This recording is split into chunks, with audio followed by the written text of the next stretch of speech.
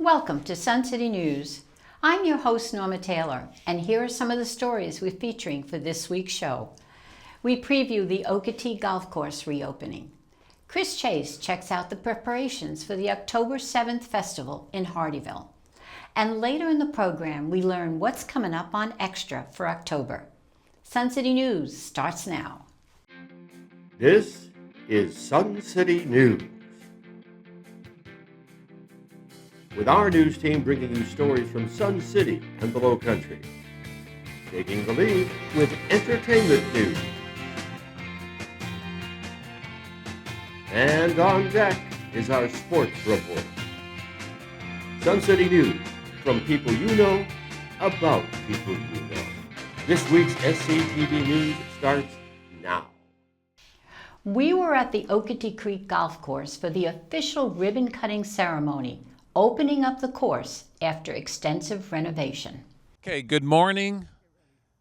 Today is Wednesday, October 1st, the official reopening of the Okatie Creek Golf Course.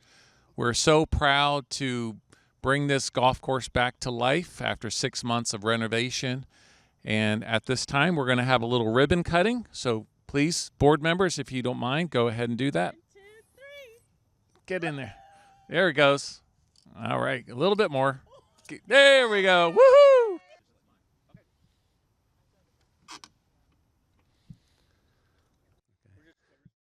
Okay, we're getting ready for Ron Danko to do the first ceremonial pitch here on the renovated Okatie Creek Golf Course. You're right, it's early. Take your time, Ron. Only one. Okay, yep, let's try it. Where do you like it, right? Right there. Yep. Down. Yep, right there. All right. And here we go. Ron takes a few swings.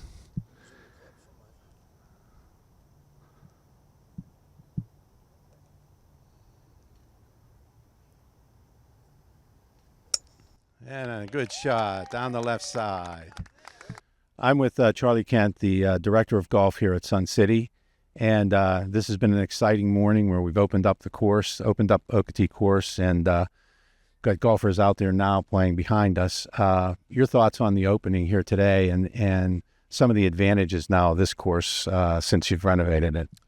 Well, yeah, it's exciting. Our golfers have had to squeeze onto 2 golf courses for the last 6 months. So we're really happy to have Okatie Creek open. And in fact, right behind us, the first golfers just teed off. So I know that group's excited, and everyone playing today can't wait to get out there over the next few weeks. A lot of residents will be able to get out there and enjoy the golf course.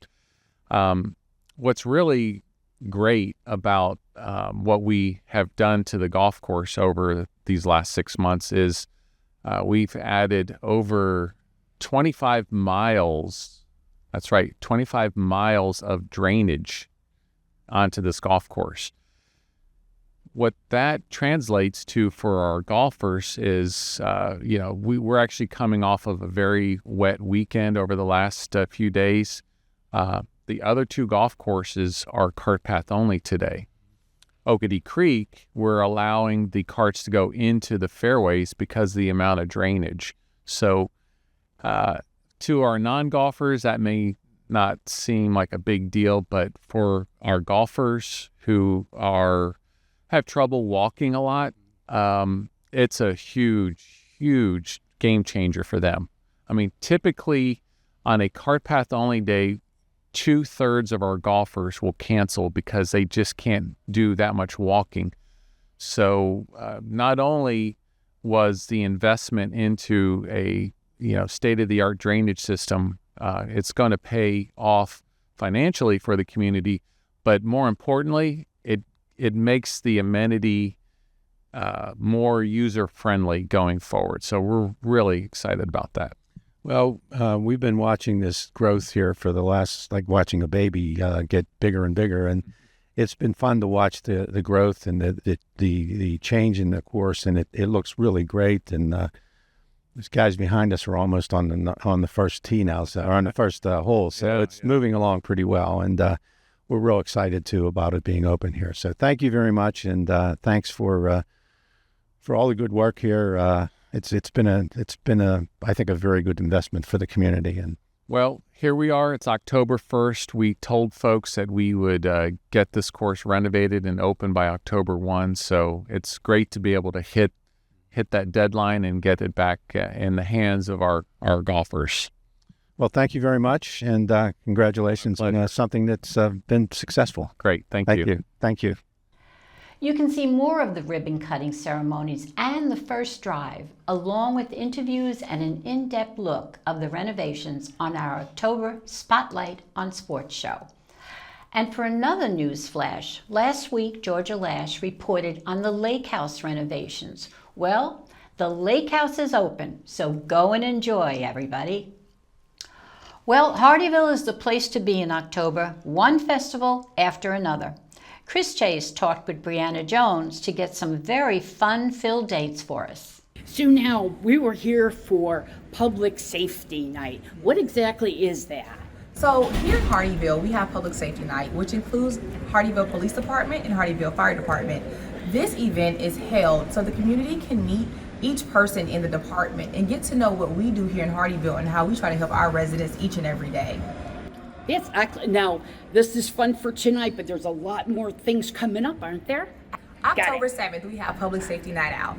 October 10th and October 11th, we have Festival on Main, a big festival we have here in Hardeeville. October 18th, we have Trunk or Treat with Dollar General on White Hardy Boulevard. And October 31st, we have our Halloween event with the city of Hardeeville. So we have a lot going on this month, to be exact, and we are so excited about what it is to come.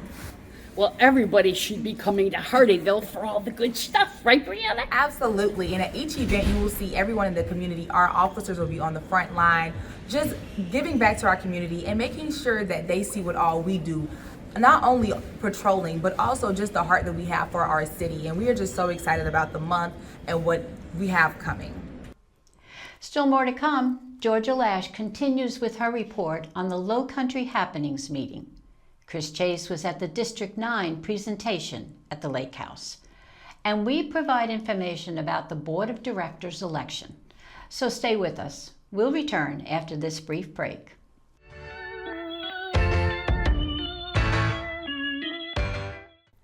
Autumn brings us crisp mornings, football, and pumpkin spice everything. And let's not forget, it brings our October episode of Extra. I guess since it's fall, we can say we fell into some interesting stories to share. We bring you the Creative Art in Bloom collaboration of the All About Art Club and Avant Gardeners. Now in its 4th year, you'll see all the entries and see the 2 honoree displays. And wouldn't you know that we've got some behind-the-scenes stories from our Sun City woodworkers. It takes a woodworker village to keep those saws sharp. We reveal the story of OPFOB, an acronym that represents a program with a powerful impact. Now, cable viewers, please check our program listings on the Sun City website. And most conveniently, you can always catch us on our YouTube station, where we invite you to subscribe for easy viewing.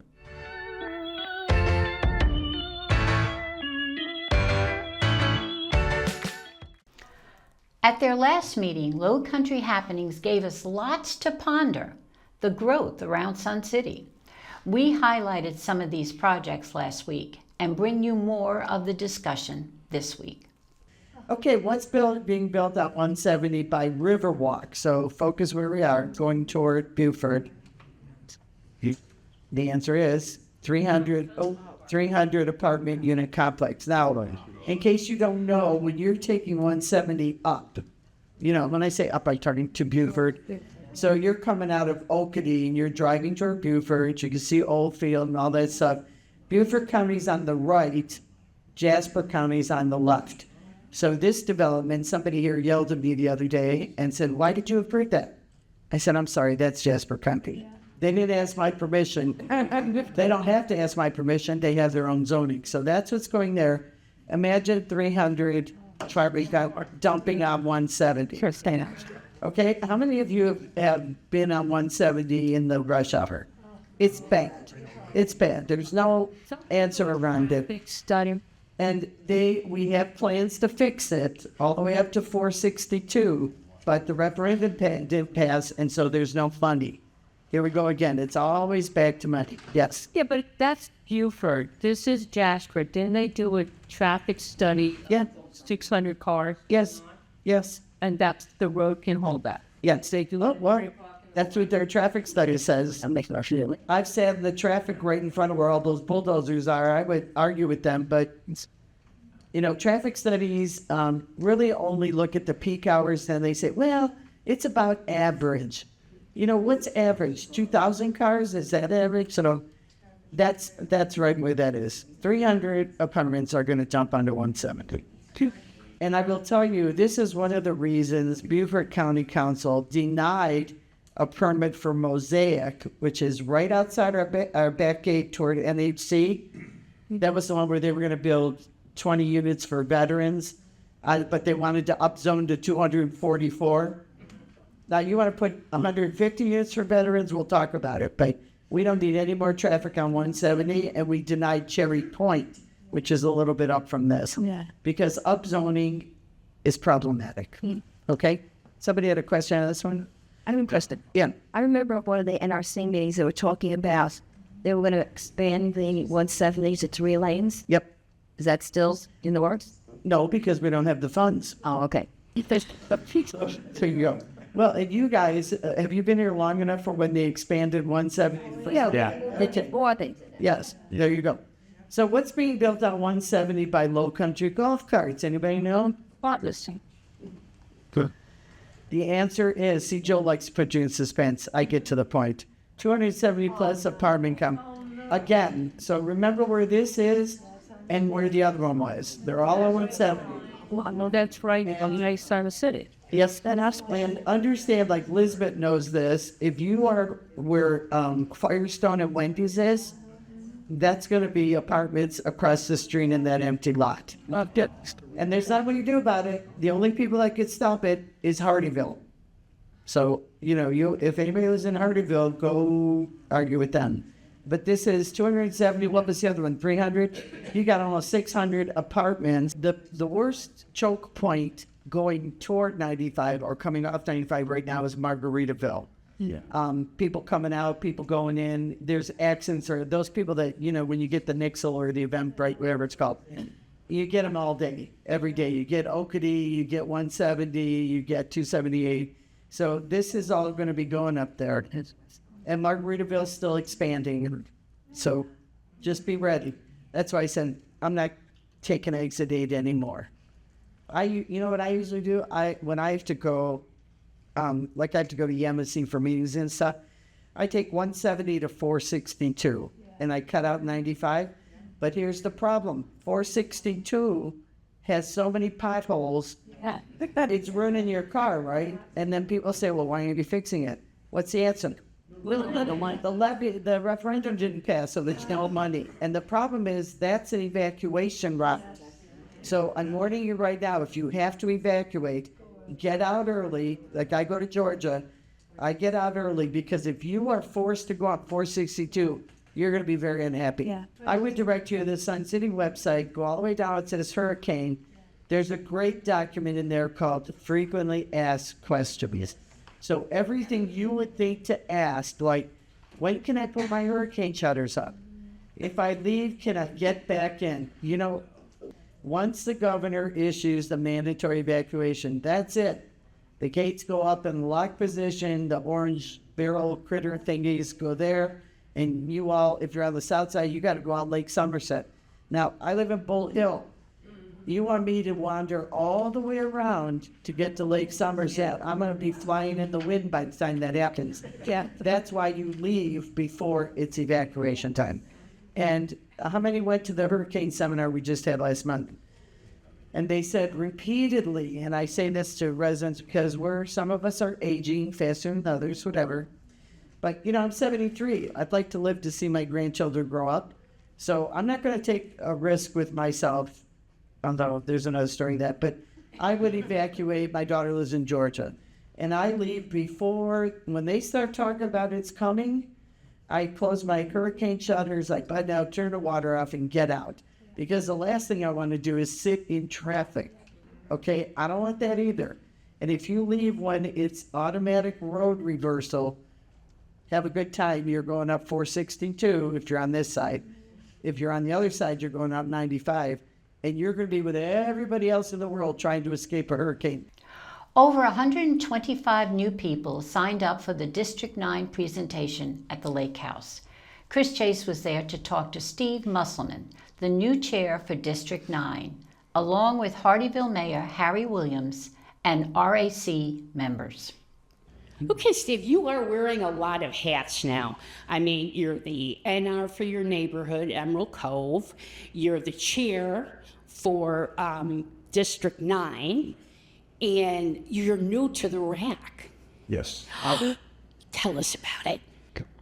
Yes, that's an exciting thing where we're able to sit with, consider there's 9,500 houses or rooftops now, and there's 9 districts. So the 9 of us chairs of the districts represent all of the Sun City residents. And we have members of the board sitting in.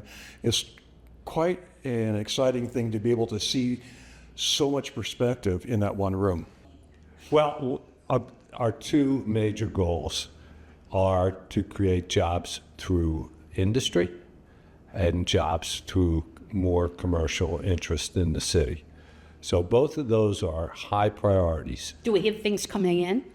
Oh, absolutely. We have had a tremendous increase in industrial and warehousing space in the south end of our city. We announced in March of this year, TS Conductor, a California company coming in, bringing 462 jobs, and they're higher paying jobs than what has normally been available here in the Low Country. We also have almost 4 million square feet of warehousing that has arisen in the south end, and each of those are logistics in nature, and they bring also better paying jobs throughout that industry. And as far as commerce is, that's not going as fast as we would like to see it, but we did announce Buc-ee's last year, and that will be coming in a couple of years as the widening of I-95 increases. But as the population growth continues to go, that's going to attract more and more commercial interest into the city. So that's what we're expecting in the coming years. Preparation for the 2025 Sun City Hilton Head Community Association elections are underway. In this year's election, residents will vote to fill 1 Board of Directors position, and 35 neighborhoods will vote for a neighborhood representative and alternate neighborhood representative. All members will take office on January 1st, 2026. Starting the week of October 6, residents will get a chance to watch our Community Connection 2025 election show, where we will interview the 3 candidates running for 1 seat on our Sun City Hilton Head Community Association Board. The candidates are Greg Card, Joseph Passament, and Jim Pierce. Now, each candidate will give an opening statement where they will describe their credentials for this important position. Then each candidate will answer questions prepared by the election committee.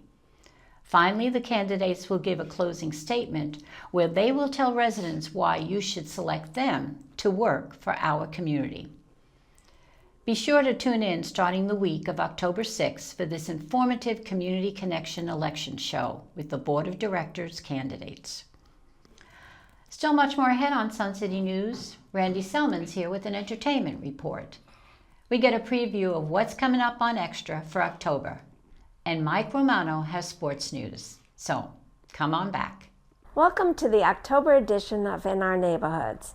And this month we have a very special edition. First of all, we have one of our very own filmmakers. He's going to tell us a little bit about his film, but also we'll be able to meet the cast. Next up, we had Sisters with a Purpose meeting up with the Bid Whist Club.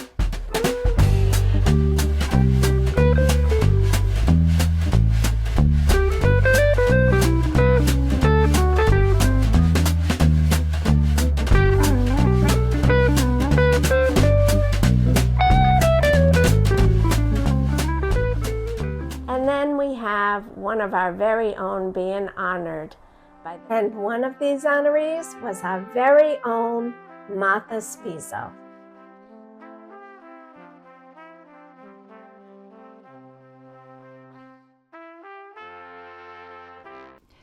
Now let's head over to Randy Selman for some entertainment news.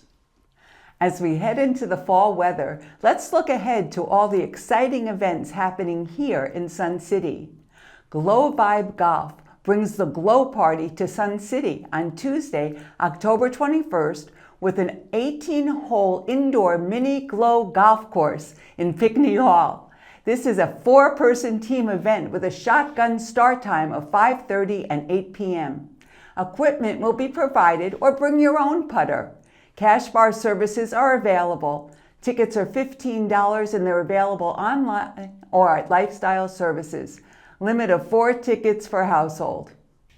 With the holidays right around the corner, it's never too early to start thinking about the gifts you want to give to your loved ones.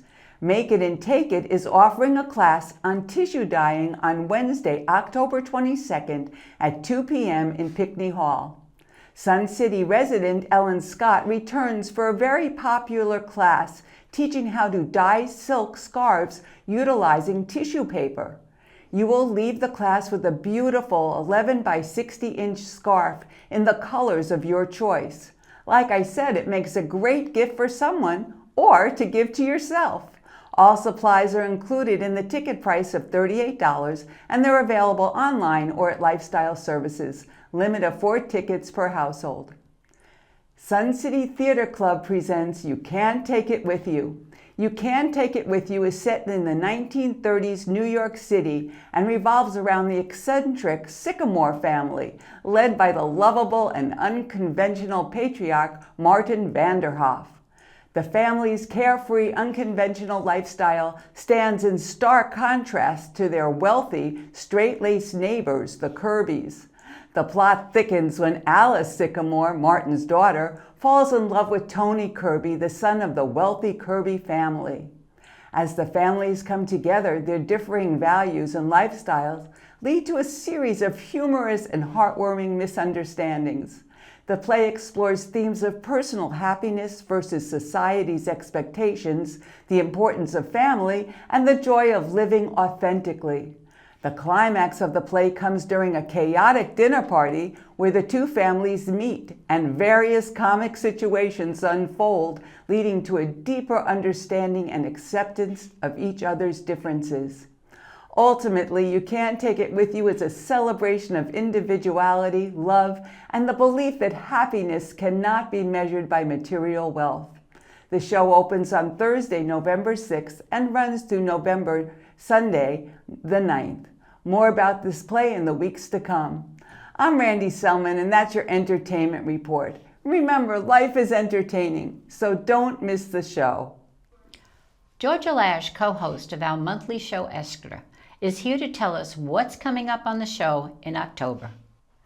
Grab that cup of pumpkin spice latte, sit down, and tune in to the October episode of Extra. My co-host Joanne Hines and I are so happy that we get to bring you extended stories from our SCTV programs. Our reporters, camera crew, and editors are often challenged to fit a story into a 3-minute block of airtime on the weekly news, so we put that content into our show Extra. For example, in our October episode, we just had to bring you all the displays from Art in Bloom and all the conversations we had with the show's organizers. We even got helpful hints on how we can take that grocery store bouquet and DIY our own elegant floral arrangement. Who knew confectioner sugar could be involved? Another feature in our October show is a compilation of news stories our SCTV news anchor Norma Taylor covered. Our extra editor took Norma's segments and created a mini show we could title Getting to Know Our Woodworkers. We even learned how they maintain their facility with about $600,000 worth of equipment. Our finale, which we dub our Extra Special, is about an organization that's pretty special called OPFOB. Like so many other worthy causes that Sun City supports, we've added OPFOB. We felt it deserved some clarification behind that mysterious OBFOB acronym. Our Sun City veterans and 100 plus women who care have already been enlightened. But for the rest of us, we got our camera down to Ridgeland to uncover a beautiful story to share. Watch as veterans help veterans and others in a most relevant way, and find out what that acronym OBFOB stands for. So that's how we're kicking off fall for you. Please remember you can always catch us on cable or most conveniently on our Sun City YouTube station. Mike Romano's here with sports news. Hello, sports fans. Our SCTV crew attended the 16th annual Tennis in the Pink event. I got to speak with Debbie Newell, one of the co-chairs of the event. Debbie, tell me a little bit about what is Tennis in the Pink. Well, it gives women's tennis organization an opportunity to remember those that we've lost to breast cancer by lining the walkways with ribbons of honor. It gives us a chance to support those who are currently struggling with breast cancer, and then also to honor those who have survived breast cancer. We also raise money for Pledge the Pink, which is a local nonprofit public charity, and they're dedicated to raising money for breast cancer screening, treatment, research, and outreach. And one of the major things that they do is that they provide free mammograms and healthcare to local people who really need it. So between Pledge the Pink and your donations, it really makes a difference and helps save lives. And what kind of activities do you have lined up for today? Well, we had originally planned to have a fun tennis competition between our pink and white teams where they do various tennis skill activities and they play games. And then our high school scholarship winners, they come and put on a tennis exhibition. Unfortunately, Mother Nature didn't cooperate this year. So we canceled the morning events, but we're still having our luncheon. And we have 2 representatives for Pledge the Pink who will be coming to speak about their foundation. And then we give out our scholarship winners their certificates. And we honor the breast cancer survivors, give out some door prizes. And then, of course, we share a meal together. Norma Taylor attended the luncheon and chatted with the chairs of the Women's Tennis Association. The other item we have in this program, we give out an award for the Bling a Bra contest. It's a cute little contest, $1 per vote, like that. And there's been a lot of people getting people to put your money in. So it's been a lot of fun at that. Brings in a lot of money, and boy, everybody loves looking at those bras. They are decorated so beautifully. Took pictures of them. We can't wait to hear who's the winner of it. We don't know yet, so that comes in a little bit of time. The winner of the Bling a Brawl contest was the Staying Alive Brawl, created by the Fireballs. In the end, Tennis in the Pink raised $10,368 to Pledge the Pink Foundation, a new record. For Sun City TV, I'm Mike Romano. Well, that's our news for this week. Thank you for watching. Catch us on cable and on our YouTube station, where we invite you to click like and subscribe. Now, to see expanded coverage of some of our SCTV stories, tune into our monthly show Extra. And if you have questions and comments, email us at suncitytvhh@gmail.com. But make sure you check in with us next week for all the news that's in your neighborhood. For Sun City News, I'm Norma Taylor.